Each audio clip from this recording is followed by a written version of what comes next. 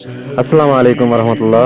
আজকে হচ্ছে বেরিয়ে গেলাম ওই জমিটাতে, যে জমিটা কালকে আল টাল সব ছেড়ে এসেছিলাম, ওইখানে এখন বর্তমানে যাব। যাই হোক, এখন মাটি দিতে হবে এই আলটাতে। মানে সব থেকে নোংরা হচ্ছে এই জমির আল এটা। মানে এটা নিচু জমি, যেহেতু এদিক দিয়ে জল লিকেজ করে প্রচুর পরিমাণে, তো এই জন্য এটাকে আলটাকে ভালো করে বাঁধতে হবে একশোই। তো এখন এটাকে আগে মাটি দিয়ে বাঁধবো। আর ক্যামেরাম্যান আজকে যেহেতু নেই, ওই জন্য বেশি ভিডিও করা যাবে না, ক্লিপ নেওয়া যাবে না, ওই জন্য আমি আগেই বলে দিলাম, দেখিয়ে দিলাম এটা।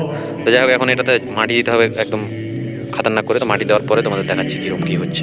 তো যাই হোক, তোমরা দেখতেই পাচ্ছ এই আলটা মাটি দেওয়া হয়ে গেছে। আর মাটি দিতে দিতে আমার মাথাটা পুরো বেঁকিয়ে গেল কেন জানি। এই কাজগুলো না নর্মালি অনেক একটু মানে হার্ড টাইপের হয়ে থাকে। যাই হোক, তবু আলহামদুলিল্লাহ এই কাজটা মোটামুটি করে কমপ্লিট করে দিলাম। দিয়ে কাকু চলে আসলাম হচ্ছে গিয়া মই বাইতে। আর মই বাবা আমার জমিটাতে অলমোস্ট কমপ্লিট। আর এতক্ষণ ধরে আমি এখানেই বসেছিলাম মোটামুটি করে।